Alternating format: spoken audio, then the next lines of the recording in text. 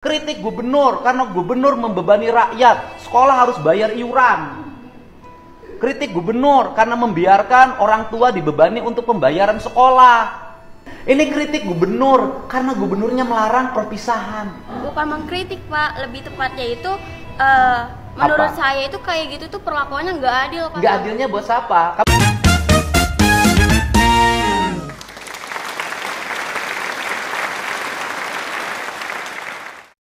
Kang Deddy Mulyadi, Gubernur Jawa Barat, adalah sosok pemimpin yang begitu istimewa dan sosok pemimpin yang benar-benar mencintai rakyatnya dengan setulus hati. Assalamualaikum warahmatullahi wabarakatuh. Salam Om Swastiastu. Namo Buddhaya, salam kebajikan dan salam sejahtera untuk kita semua. Pemirsa sekalian, dalam beberapa menit ke depan ini, saya akan mempersembahkan satu video yang cukup menarik.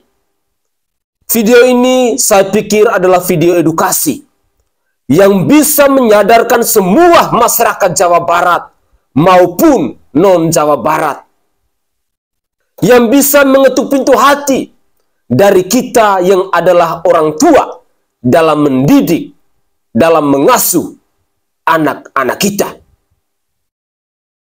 Beberapa waktu yang lalu heboh di media sosial, ada satu cewek dari Jawa Barat, dari Bekasi, yang meminta keadilan kepada Kang Deddy Mulyadi ketika rumahnya digusur,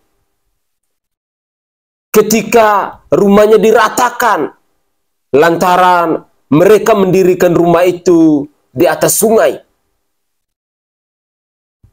Kita ketahui bersama-sama bahwa program normalisasi di Provinsi Jawa Barat saat ini sedang gencar dilakukan oleh seorang Deddy Mulyadi. Dan masih ada begitu banyak hal yang dilakukan oleh Kang Deddy Mulyadi dalam membangun Jawa Barat ini. Tetapi menariknya dalam konten saya kali ini, di mana seorang Deddy Mulyadi mau membuktikan kepada kita semua bahwa dirinya adalah pribadi yang tidak anti kritik. Dirinya adalah pribadi yang sangat mencintai rakyatnya. Dan dirinya adalah pribadi yang mau menyelesaikan sebuah persoalan demi kebaikan. Dan berikut ini, bagaimana seorang Deddy Mulyadi mau menyadarkan orang-orang yang mengkritik, yang meminta keadilan, serta orang-orang tua, agar kita bisa melek dalam mendidik anak. Jangan sampai besar pasar daripada tiang itu dilakukan oleh orang tua hanya mau demi jaga gengsi. Oh, biar anak saya bahagia, saya bisa lakukan apa saja. Walaupun saya sendiri hidupnya masih di tanah Pemda. Walaupun saya sendiri hidupnya belum layak, asalkan anak saya bahagia. Terkadang pengorbanan dari orang tua yang berkelebihan ini, kita telah menjerumuskan anak, kita telah mendidik anak ke jalan yang tidak benar. Deddy Mulyadi adalah sosok pemimpin yang istimewa. Deddy Mulyadi adalah sosok pemimpin yang benar-benar mencintai rakyatnya. Kali ini, dalam sebuah ruangan, Deddy Mulyadi menyadarkan para orang tua dan juga seorang cewek yang mengkritik beliau beberapa waktu yang lalu, yang meminta tentang keadilan itu. Inilah cuplikan video selengkapnya. Ini rombongan yang dari Bekasi. Cikarang, Sukajaya, Pak. Kemarin ketemu saya. Iya. Bapak namanya siapa? Siman Santoso alias Siman Bodong. Aslinya mana, Bapak? Aslinya situ, Pak, yang tempat tergusur. Kenapa sampai nggak punya rumah sama sekali? Ya emang dari golongan orang nggak mampu. Gua kan biasanya orang Bekasi itu kan pasti ada keturunannya, Pak. Ya, itu dia, mungkin keturunan saya emang keturunan nggak punya rumah, Pak. Mungkin dijual dulu Enggak, keturunannya. Enggak, Pak. Terus emang saya dulu golongan orang nggak mampu. Bapak saya juga tani kuli. Ya sudah. Tapi Bapak kalau kelihatan nggak mampu gagal Itu loh. jadi jangan menonjolkan saya. Oh, Ya, itu harus duit boleh kagak punya, tapi tampang harus utama. Pak, iya, itu. Biar tekor asar kesohor. Iya. Terus kemarin kalau yang anak SMP yang bercerita itu anaknya siapa? Itu saya bukan anak SMP, saya udah lulus Pak. Lulus dari mana? Dari SMA saya mau lanjut kuliah. Mau lanjut kuliah. Ada yang menarik, bukan urusan yang digusurnya ya. Yang menarik adalah ini sekolah gak boleh ada perpisahan, gak boleh ada studi tour. Bagaimana tuh? Pertama gini Pak, kalau misalnya sekolah tanpa wisuda kan semua orang itu kan nggak mampu ya Pak, banyak rakyat miskin. Rakyat miskin gak punya rumah lagi. Iya, terus kalau misalnya rumahnya di bantaran kali lagi. Iya, Tapi Pak. sekolahnya gaya-gayaan ada wisuda. Lebih tepatnya bukan gitu sih Pak. Apa? Saya kan biar adil nih ya Pak. Semua murid itu biar bisa ngerasain perpisahan. Oke. Wisuda. Terus gini, ngerasain perpisahan, duit perpisahan dari siapa? Dari orang tua. Membebani nggak? Bisa dicicil. Iya, membebani Pak. Iya, bukan membebani nggak? Iya. Membebani. Terus kalau tanpa perpisahan emang sekolah jadi bubar? Enggak Pak. Kan ada juga lulusannya cuma bisa sampai SD, SMP atau SMA. Ya, kalau tanpa perpisahan emang kehilangan kenangan. Kenangan itu bukan pada saat perpisahan. Kenangan indah itu saat proses belajar selama 3 tahun. Enggak juga sih Pak, saya ngerasa kan udah lulus ya. Kalau misalnya nggak ada perpisahan, kita tuh nggak bisa kumpul bareng atau ngerasain gimana kumpulnya interaktif sama teman-teman gitu Pak. Terakhir ada interaktif. Oke, bayar nggak? Bayar. Oke, yang bayar siapa? Mama. Orang tua Pak. Rumah aja nggak punya, bayar perpisahan. Gimana speak up-nya? Harusnya speak up-nya begini. Kritik gubernur karena gubernur membebani rakyat. Sekolah harus bayar iuran. Kritik gubernur karena membiarkan orang tua dibebani untuk pembayaran sekolah. Ini kritik gubernur karena gubernurnya melarang perpisahan. Bukan mengkritik Pak, lebih tepatnya itu menurut saya itu kayak gitu tuh perlakuannya nggak adil Pak. Nggak adilnya buat siapa? Kamu mau perpisahan? Buat adik saya sih. Ya udah perpisahan sendiri aja, nggak bawa sekolah. Kumpul-kumpul ya teman-teman, kita kumpul-kumpul, kita bikin perpisahan sendiri besok aja. Tapi jangan melibatkan sekolah. Karena kalau melibatkan sekolah, sekolah jadi mungut. Karena sekolah jadi mungut, kepala sekolahnya dibully, gurunya dibully, dianggap guru dan kepala sekolah nyari untung dari biaya perpisahan. Bener kan? Iya. Bener nggak? Ya kan? Kamu aja bikin. Saya menjadi ketua panitia bikin acara perpisahan, gak akan ngelibatin sekolah, saya bikin acara sendiri. Kalau besok busnya terbalik, tanggung jawab sendiri. Kalau besok pada waktu perpisahan orang mabuk-mabukan, tanggung jawab sendiri. Kalau besok perpisahan ada tawuran, tanggung jawab sendiri, tidak bawa institusi. Terus kalau ada biaya perpisahan harus bayar berapa? Waktu itu sih sekitar 1 juta doang Pak. 1 juta doang? Iya, 1.200.000. Ibu ibunya? Iya. Nah, ibu kerja apa? Ibu rumah tangga. Ibu rumah tangga, bapaknya kerja apa? Wira swasta. Wira swastanya apa? Dagang. Dagang apa? Dagang botol. Botol kaca. Botol kaca. Ibu lebih setuju mana? Anaknya ada perpisahan bayar atau perpisahan saya larang nggak usah ngeluarin duit? Kalau buat mental anak sih saya setuju yang bayar sih. Oh, setuju yang bayar? Iya, soalnya kan emang nggak setiap ini, apalagi SMA ya. Jadi kedepannya ya kalau nggak ada kenangan kan ibaratnya ini. Bu, tahu nggak bahwa sekolah itu ketika bikin acara itu bukan hanya acara loh Bu, foto kenangan aja 500.000. Iya, saya tahu. Ini juga begitu yang SMP. Oke. 450. Menurut Ibu mahal nggak? Mahal juga, tapi ada kebijakan dicicil dari kelas 1. Oke. Pilih uang itu disimpan untuk biaya kuliah atau dihabiskan untuk perpisahan? Ya kalau bisa ada perpisahan tapi jangan terlalu membebani gitu. Ibu aja rumah aja nggak punya. Iya. Tapi kalau saya demi anak nggak apa-apa. Oke. Kalau demi anak jangan tinggal di bantaran sungai. Iya, habisnya dapatnya dari mertua. Bukan, artinya ibu tinggal aja masih di bantaran sungai. Kenapa gaya hidup begini? Ini kan harus dirubah rakyat.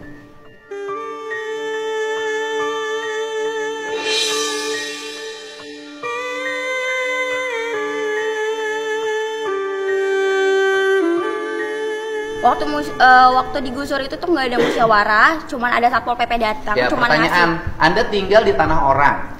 Saya balik pertanyaannya. tinggal di tanah orang lain harus bayar nggak sama yang punya tanah? Bayar. Kalau saya balik nuntut, Pemdanya suruh minta tagihan, dihitung berapa tahun ke belakang, bayar tiap tahun. Ya Bapak kan bisa lihat dulu latar belakang saya. Misalnya saya miskin atau enggak, terus mampu bayar atau Ya, enggak. kamu miskin nggak? Iya, Miskin. saya mengakui. Kenapa miskin? Pengen hidup bergaya, sekolah harus ada perpisahan. Kan logikanya harus dipakai.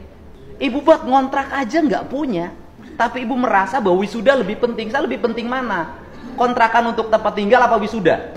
Tempat tinggal, Pak. Iya. Ibu mendukung saya, ibu saya tanya semua. Ibu setuju nggak kebijakan saya sekolah nggak usah ada wisuda, nggak usah ada studi itu lebih hati? Setuju Pak. Iya, setuju. Banyak banget. Iya Pak.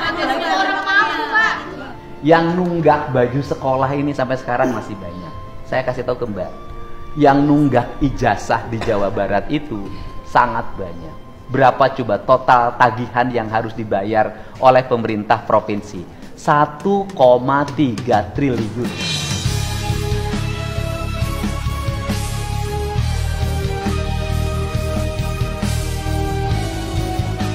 1,3 triliun tuh kalau pakai ngebangun jalan dan drainase di Bekasi itu selesai. Total. Jadi itu fakta, ya.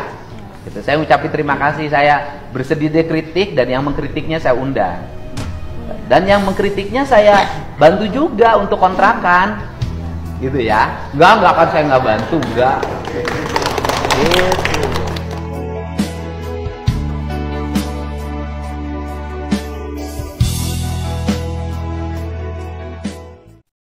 Luar biasa, Deddy Mulyadi. Bagaimana caranya dia untuk menyadarkan warganya? Bagaimana caranya untuk membina warganya? Terkadang kita sebagai manusia seringkali lupa diri. Mungkin itu adalah kata yang tepat yang bisa kita tujukan kepada anak muda yang satu ini. Seorang cewek yang begitu berani menurut saya dalam menyuarakan keadilan, di mana dia meminta pertanggungjawaban dari seorang Kang Deddy Mulyadi. Tetapi terkadang bahwa karena egonya kita yang terlalu tinggi sehingga kita lupa diri, lupa untuk introspeksi diri. Kita sendiri masih tinggal di bantaran sungai, tetapi gaya hidupnya kita maunya mewah, maunya selangit. Tidak sadar bahwa tanah sendiri pun kita tidak punya. Masih nebeng, masih numpang. Tetapi saya bersyukur ketika video ini sesungguhnya bisa mengetuk pintu hati kita. Ayo dong, tahu diri. Ayo dong, sadar diri. Ayo dong, introspeksi diri. Siapakah saya? Siapakah keluarga saya? Biar kalau mau bergaya sesuai dengan latar belakang. Jangan sampai kita hanya mau turut rame. Jangan sampai gengsinya kita yang gede, tetapi kita lupa bahwa sesungguhnya kita ini bukan siapa-siapa. Pesan-pesan penting yang disampaikan oleh Kang Deddy Mulyadi dalam cuplikan video ini sesungguhnya mau memberikan kita sebuah pembelajaran dalam hidup kita. Karena sering kali kita menemukan orang tua yang selalu berkorban apa saja demi anaknya. Bahkan sampai utang sekalipun di bank. Tetapi sadar ataupun tidak sadar bahwa hal yang dilakukan oleh orang tua itu sesungguhnya salah. Karena kita telah memanjakan anak. Karena kita telah berkorban dengan segala cara untuk anak. Mendidik anak ke jalan yang salah. Anak minta beli mobil, kasih mobil. Anak minta beli motor, kasih motor. Ketika anak minta beli helikopter misalnya, Anda sebagai orang tua tidak mampu, maka anak akan bunuh diri. Lalu orang tua baru menyesal bahwa didikan saya ternyata salah. Cobalah didik anak bagaimana caranya proses untuk mendapatkan uang. Didik anak bagaimana caranya proses untuk dia membuat kue. Karena keberhasilan itu, kesuksesan itu datangnya dari proses. Tidak bisa segala sesuatu kita dapat secara instan. Hal-hal yang dilakukan, hal-hal yang diperoleh secara instan, itu biasa dilakukan oleh kelompok-kelompok preman yang hidupnya malas, mentalnya bejat, bisanya cuma untuk merusak orang lain.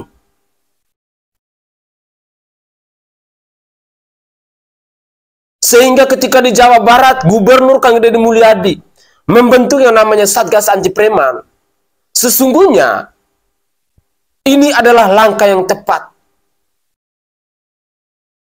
Dan kelompok-kelompok preman ini adalah kelompok-kelompok manusia pemalas. Manusia yang tidak tahu proses yang baik, proses yang benar untuk mendapatkan uang, untuk mendapatkan hal-hal yang halal.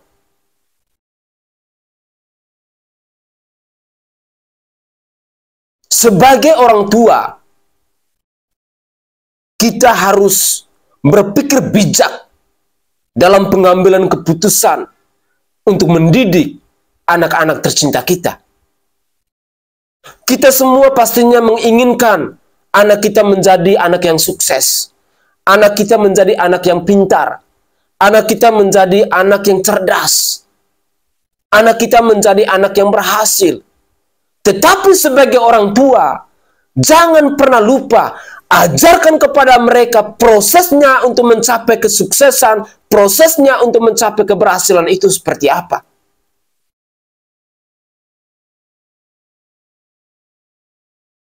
Kalau kita sebagai orang tua sudah salah dalam mendidik anak, maka anak itu mentalnya akan rusak. Anak itu akan tumbuh menjadi pribadi yang tidak lagi bisa berguna bagi nusa dan bangsa. Seringkali saya menemukan hal-hal seperti ini. Dan ini akibat keteledoran, kesalahan dari orang tua mereka dalam mendidik anak-anaknya. Manja kepada anak boleh-boleh saja, tetapi tahu batasannya. Mendidik anak, kalau dari kecil, saat dia tumbuh menjadi remaja, sudah dilakukan dengan hal-hal yang salah, maka ke depan, ketika dia sudah dari remaja tumbuh menjadi dewasa, Anda sebagai orang tua yang akan kewalahan. Didiklah anak, bagaimana caranya dia bisa memperoleh sesuatu dengan cara-cara yang halal. Minimal dia tahu prosesnya. Anak saya inginnya menjadi pintar. Saya ingin anaknya saya bisa membaca. Ayo dong didik. Prosesnya seperti apa? Sebagai orang tua. Itu yang harus dilakukan. Sehingga cuplikan video ini bagi saya sangat menarik. Bagaimana seorang Deddy Mulyadi untuk menyadarkan kita, untuk mengetuk pintu hati kita, bukan saja hanya kepada masyarakat Jawa Barat, tetapi kepada siapa saja yang menyimak cuplikan video ini. Terkadang demi anak kita rela untuk melakukan apa saja, tetapi kita lupa bahwa apa yang kita korbankan sesungguhnya salah. Kita tidak mengajarkan anak untuk menjadi pribadi yang tahu untuk menghargai prosesnya. Pemirsa, semoga saja cuplikan video ini bisa menginspirasi kita dan bisa menyadarkan kita. Dan semoga saja kita sebagai orang tua bisa sadar bagaimana caranya kita untuk mendidik anak-anak kesayangan kita. Saya Sainai dari Provinsi Nusa Tenggara Timur. Saatnya kita yang rakyat jelata harus berani untuk bersuara. Salam hormat, salam NKRI, dan salam Pancasila untuk kita semua.